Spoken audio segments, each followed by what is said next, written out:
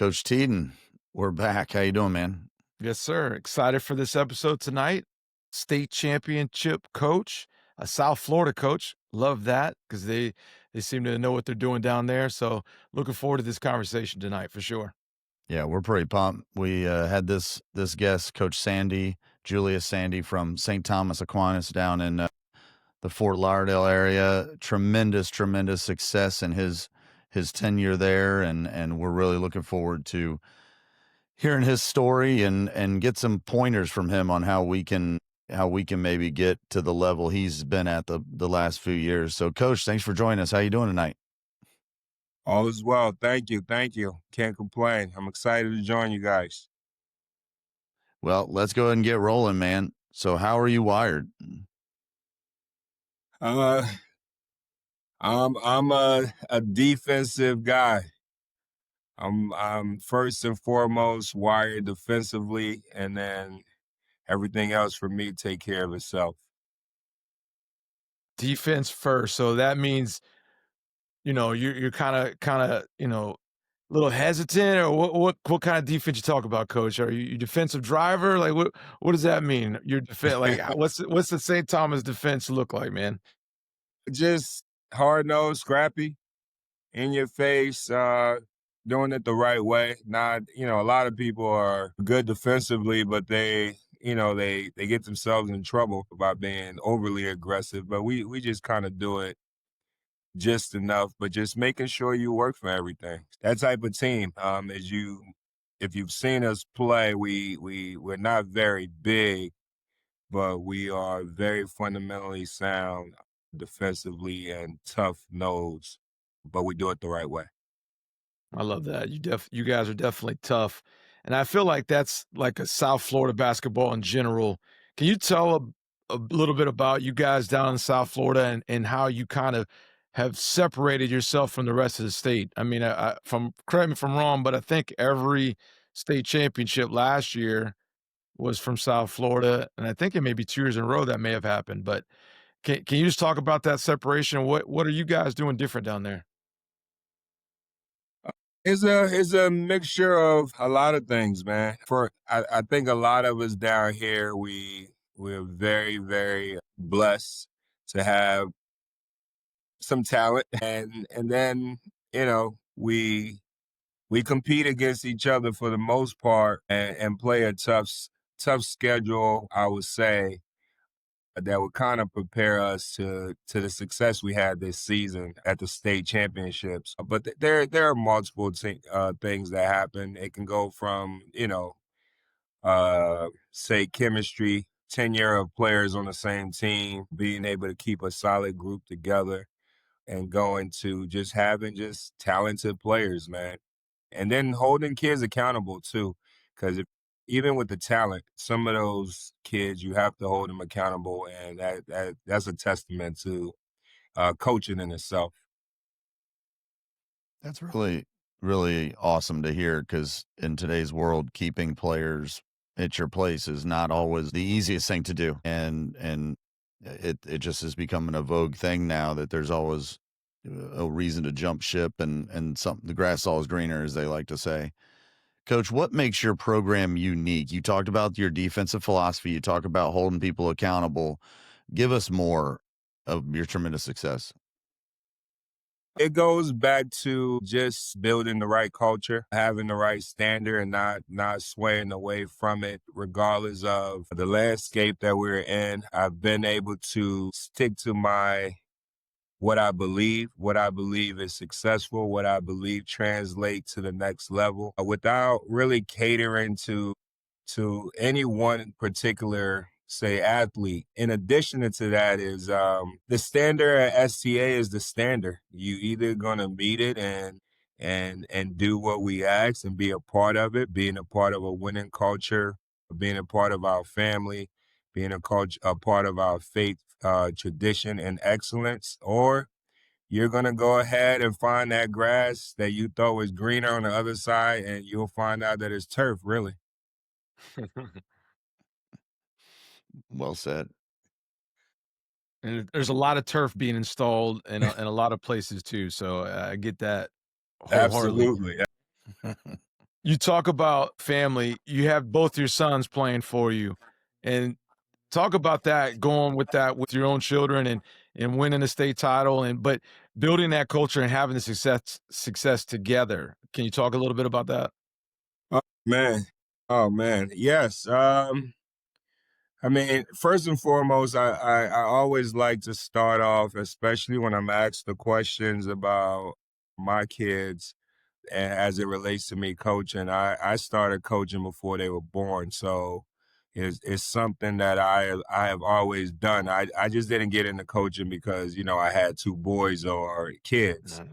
So that's first and foremost. They've always been around, they've been exposed to basketball since they were in the bassinet.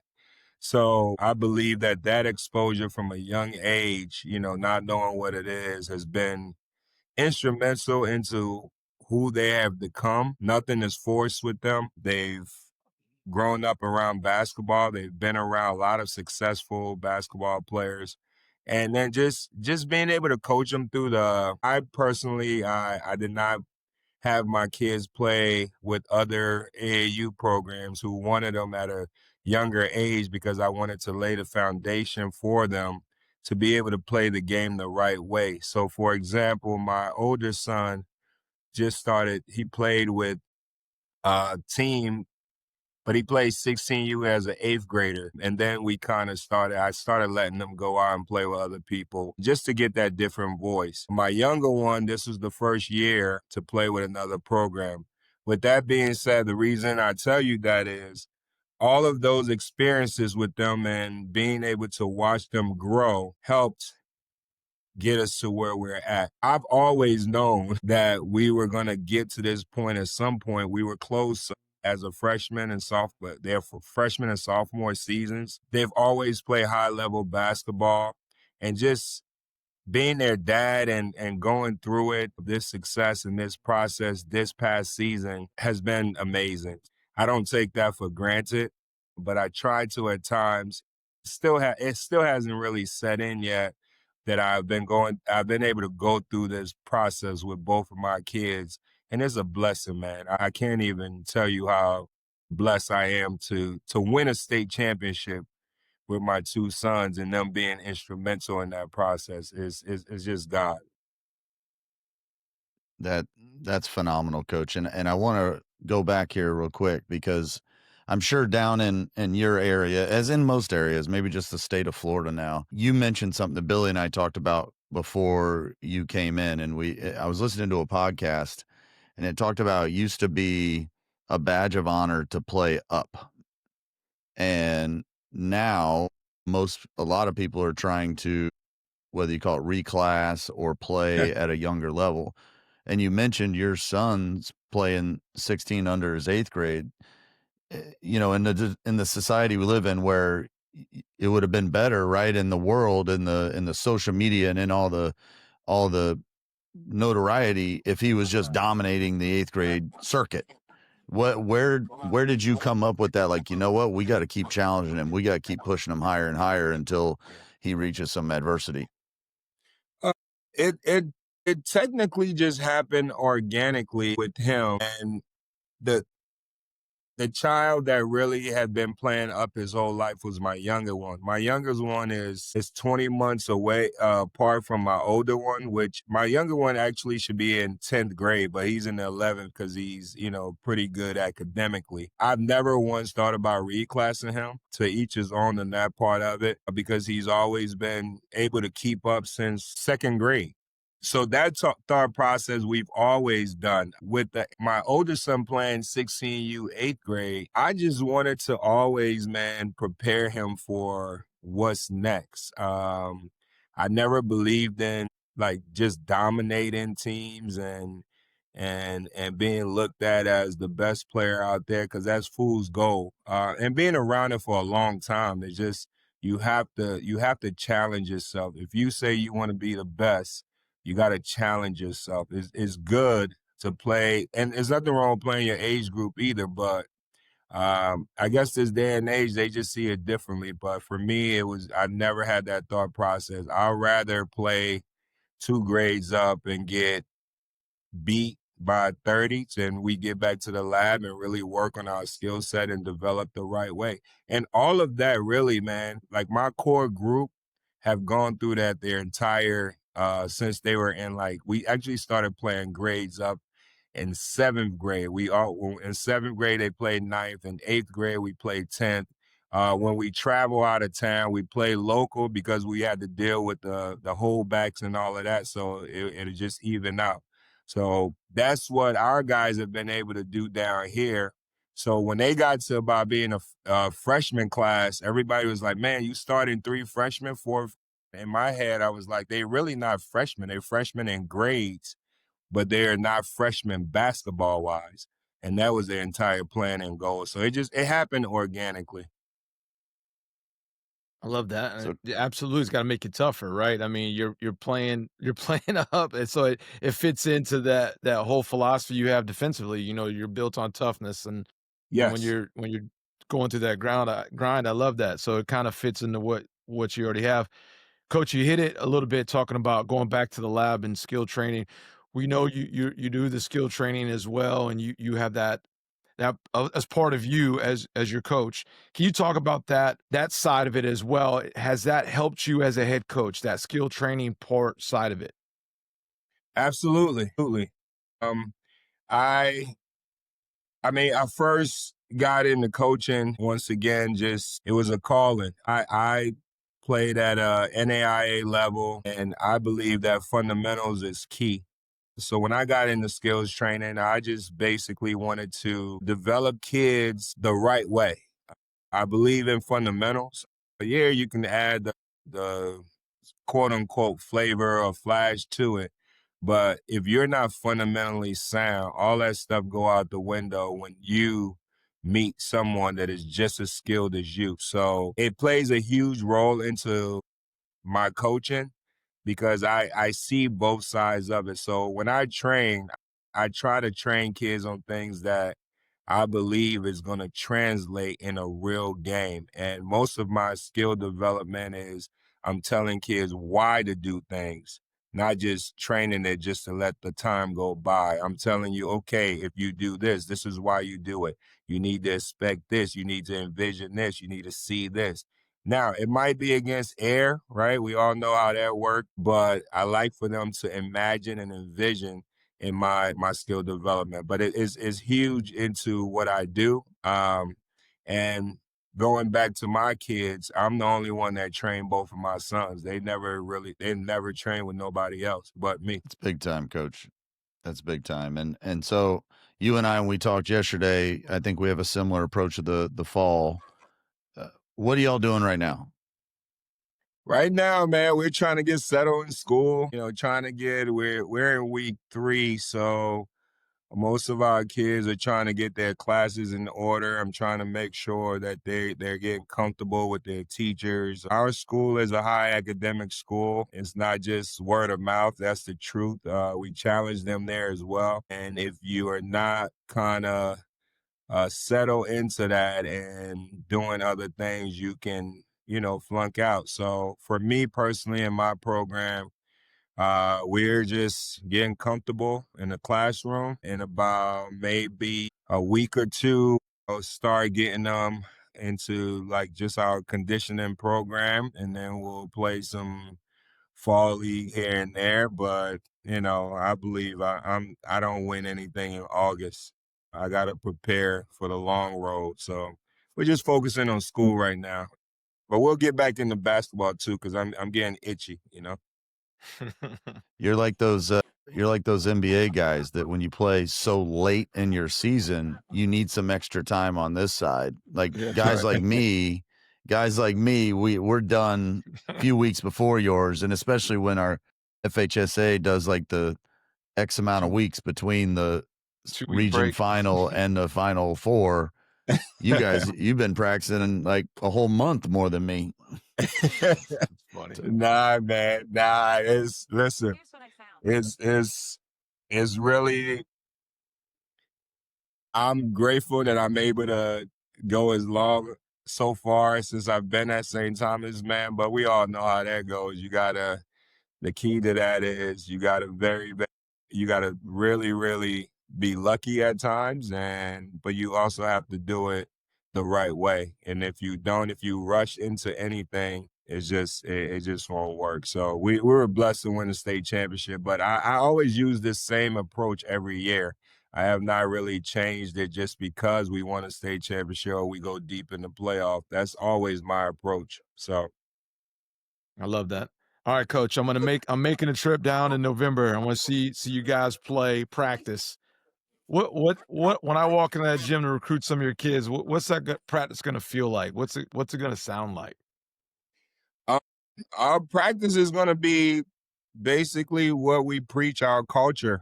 When you come in, like I stressed about, we focus on defense. We focus on being playing transition basketball.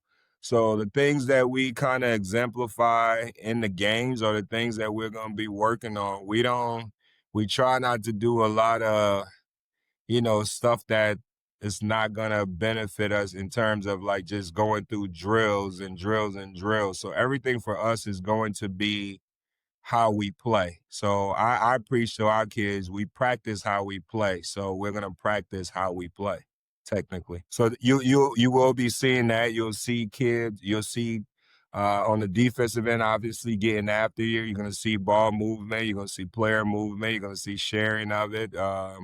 Those type of things and things that I feel that translate to the next level. That's awesome, coach. Can you, in your opinion, can you develop leadership among your players and even your staff? That's a great question. That's something that I try to do all the time. It's hard to do it at times. You just have to have the right people as far as the right staff that are willing to accept leadership. In terms of our players, that is a must. I believe that you lead by your actions. It's not so much, a lot of people can talk about it, but action speaks louder than words. So I try to exemplify that as the head coach of the program, and still work in progress. But as far as our players, that's something that I try to let them kind of figure it out, and I watch their actions. Your actions is gonna let me know if you know how to lead or not, not just by what you say, but what you do. Was there an alpha last year on that squad? What's the question? I said, was there an alpha last year on your state championship squad? Was there one that stood out right away, or was that kind of developed through the year? I mean, we had two. We actually had two. DJ Wembley was an alpha. My older son was an alpha. So those two were really, and everybody kind of fell in line with those guys. But they were the two that kind of, and in different ways too. They both did it differently. Right. All right, coach, I got to ask you. Well, let me start with this, and you don't get in depth. How many coaches do you have on your staff? Right now, I have three. Okay. I have three as well, I think. So my my question to you, and we've had an educational expert on. I feel that, and most of us maybe, seems like underutilize our staff. Can you give me any advice on how you use your staff and how they can best help you and maybe roles that you give for them? Yes, absolutely. What I've done in the past, I've allowed them to, the beginning of practice kind of lead, the warm up. So I've allowed them in certain aspect, depending on the day of the week or what we're doing, to kind of control different stations. For example, splitting the team in half, I'll show something and then have them go on the other side and show it to, say, the second team, and then I'll flip the teams and then have them. So it's not like they're just working the second team, working with the first team. So I did stuff like that to make them feel part of it, and I think that's something that most people should do. And believe it or not, it helped me out being a teacher. I teach all day, so when I walk into practice, Sometimes I just want to kind of let's just survey the whole gym and watch and have a different view from it instead of being the one that's always leading the way. So I gave them stuff like that, and it worked out well. It worked out pretty good. Awesome. It's I let me ask you too, because I'm taking a different role this year and I'm taking an assistant coaching position. So what do you want? And I love how you said, you're teaching all day and sometimes you come to practice and we're a little spent. Yes. What do you need from your assistant coach on that daily basis though? What helps you the most? Uh, for me, I would say someone that I pretty much can trust, someone that if, let's say, God forbid, I'm not feeling well that day, instead of getting everybody contagious, I can literally give them a practice plan and I feel that they're going to be able to execute that practice plan. Someone that I believe that the kids respect just as they respect me, because that's something I preach anyway from day one. Like, we're all one. Just because I'm the head coach really doesn't mean anything if you don't have the same respect you give to me, so you got to give it to them. So someone that I can really believe in, someone I can, if we are playing in a game and I can coach once again, they can step in and just keep the standard and make sure that they hold the kids accountable. So that's what I kind of look for. And trust for me is the biggest thing. So if I can trust you, I give you more opportunities to be just like I am, to make decisions. Trust. That's one of those big words. They're tough It to is. it's tough to get and tough to earn. And And trust is just it's time. Like you got to have Yes. some time. So I Yes. always think like, okay, how do you develop that time and what situations do you need to be put in to garner that trust? Because I completely believe I get it. It's that's one of the worst feelings as a head coach is like, man, if I miss something because of an ailment or whatever, the team's gonna fall apart because I don't trust what's gonna happen. So I'm True. with you, coach. I think trust it's there, man. That's a key. And you so hit it, you hit it on the nail though, like, and it involves time, right? It involves a lot of time. And being in the position that I'm in, um, it's crazy. I've literally given opportunities, and just and for me, I always want the best for people as well. So it's just been hard to have that consistency, and I'm shocked that we've been successful because we've had changes at that assistant coach position. So for me, trust is huge, but that comes with time, and I try to do that every time I have someone or I hire someone. all right, coach. So you've done this a while. You've been an assistant, you've been a head coach, you've been a head coach again, an assistant. You've kind of done a lot. I think I don't know. I can't say it was harder now or it was harder then, or I don't know. But you got young coaches coming in, and I can understand their frustration with maybe not instant results or maybe doing whatever it takes to win, or who knows. I know there's no such thing as the right way. But what advice would you give a young coach Sandi who's just getting into the coaching profession, and you're trying to do the best you can in today's dynamic? I would actually do it no differently on how I've done it. I came in watching and observing under a great coach at Cooper City High School, with no agenda, was not aspiring to be a head coach. So that gave me an opportunity to just kind of sit back and learn as much as I possibly could. And then once the opportunity came about, I had already learned so much and absorbed so much that I was able to start from somewhere or have a base. The next thing I would tell a young coach Sandi is to do what I'm doing now. Like, have a culture, have something in mind, a standard that you believe in. And there will be times where not everybody is going to fit your standard or your culture. So you got to be able to accept that and not get too caught up in your own ego or whatever. So believe in it, have a standard, believe in that standard, and then find kids and people that are gonna really, really fall into that. Because if you don't have that, there's, coaching it doesn't last very long. And that's something I'll tell. And then also find a school that believes in you. A lot of times guys get into situations, they just want to get in. And it's like, well, if you go to the wrong school or the wrong program and you have the wrong administration, nothing is gonna pan out. So those are a few things that I would say. And then, then there's some things that come along the way that you have to deal with. But majority of it, believe in what you believe in, stay consistent, hold people accountable.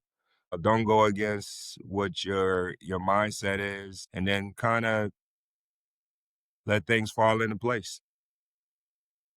Great That's advice. a great answer. I love this beginning. Watch, and learn. And I think that's like, that beginning stage of coaching. We're so amped up, we're ready to go, and we're not observing, we're not learning, we're just taking what you know what I mean? And that's when the burnout happens because you go to a place that doesn't fit you and all. I mean, that's a great answer.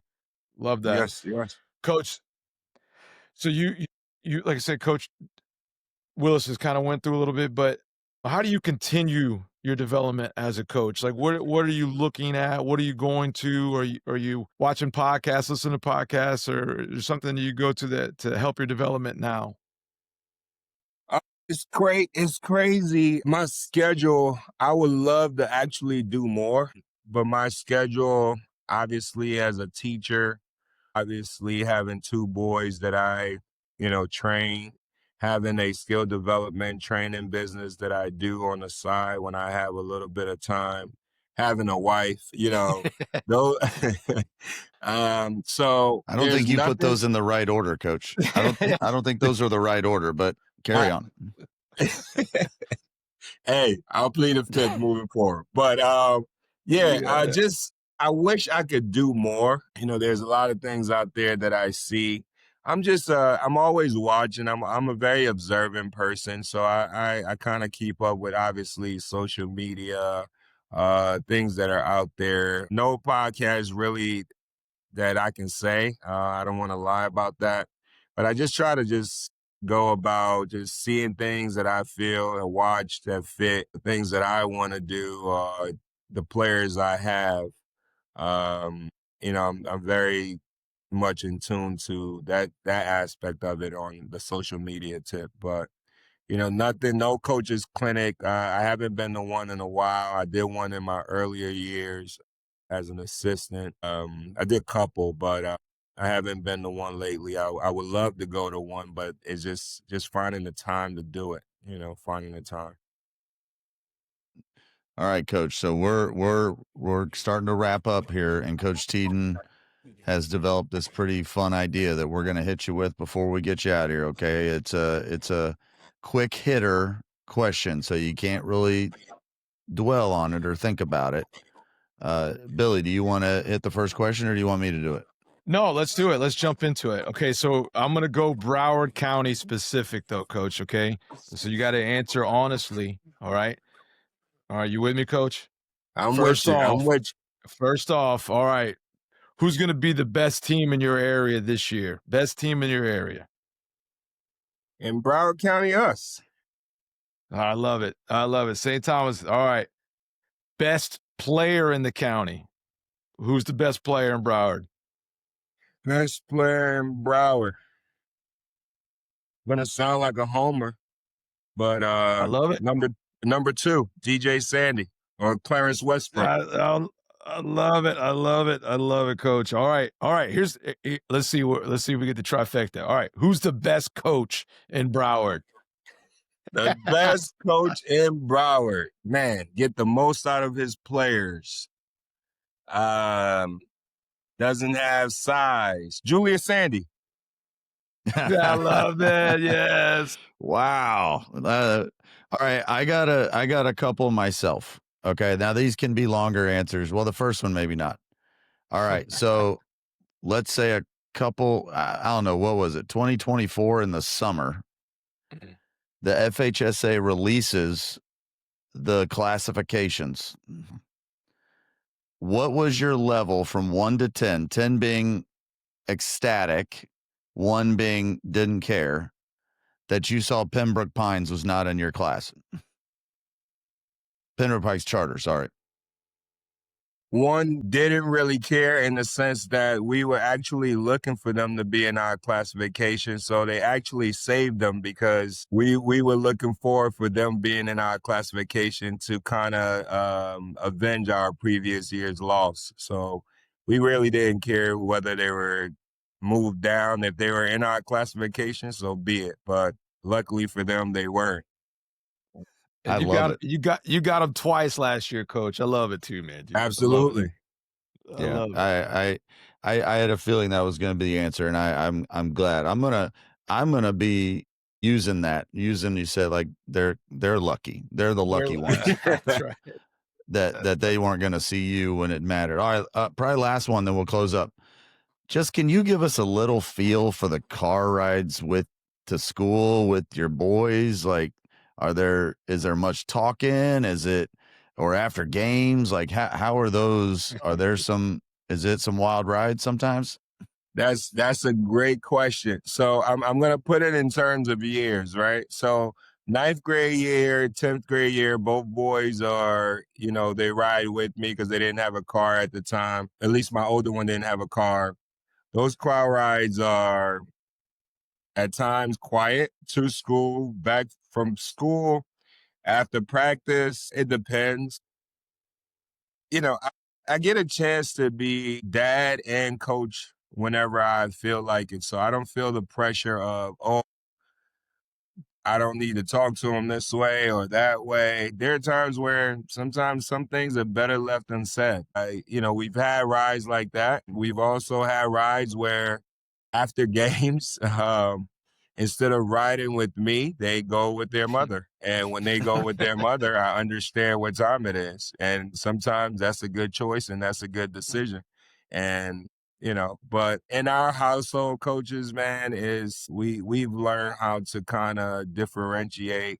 It's not perfect, but both of my boys, I am hoping, yeah, at times they feel the pressure of being my kids, but they don't, they've been around it long enough where we live a normal life. When it's time to be dad, I be dad. If I need to be coach and dad at the same time, I'm gonna do it. And they appreciate it, actually. Yep. Well, What a coach, way to. listen, yeah, absolutely. I enjoy it. Enjoy these last 2 years with them. It goes by super fast. I just graduated my youngest son. Mm, He's off to EMT school and stuff, and, that last game is really hard. So mm. enjoy this year, the senior year, enjoy the following year, because it goes by fast, and the thing about it, and you kinda said it, like, you kinda said you could be dad and coach, but or dad and coach, but you're always dad, enjoy those dad moments because it's awesome. Nah, for sure, man. And I'm excited. And I know, the last game of his senior year is going to be, touching because he's been Yep. that kind of a player, and to go through what he's gone through and still be at the top of his game. So all of that emotions is going to be high. But I still got the little one, so I have another year after that. And then after that, I got to figure out what I want to do with my life. But you know, we'll see. Hopefully, I'm still doing it for a long time, and I want to do it for a long time, even when they're done. Love it. Well said, coach. And we really appreciate you coming on. Hopefully, I know you said you're not a podcast guy, but hopefully this one becomes the only one you listen to. And That's we right. really appreciate you coming on. Going to be a huge fan. Lucky to meet you. Lucky to someone give us your number, and we really appreciate your time, man. Now, thank you guys, man, and I really, really, really, truthfully appreciate the opportunity to be able to be on your show. I'm a laid back guy, so A lot of times I'm behind the scenes. So for you guys to reach out to me, man, is an honor. And feel free anytime. I'll love to come back on another segment, do whatever you guys want. Don't, you have my number, so stay in touch. Yes, Oh yeah, sir. we The gotta honor we was gotta ours. recap this at the end of the year. So if we have another Broward guy on or something like that, we may have a couple Broward guys on. Hey, yeah, I mean, definitely. And hey, we'll see. And our schedule this year is crazy too. So even though we won a state Yep. championship, we loaded up this year as well to kind of prepare us for another one. So be on the lookout for that schedule. You'll see.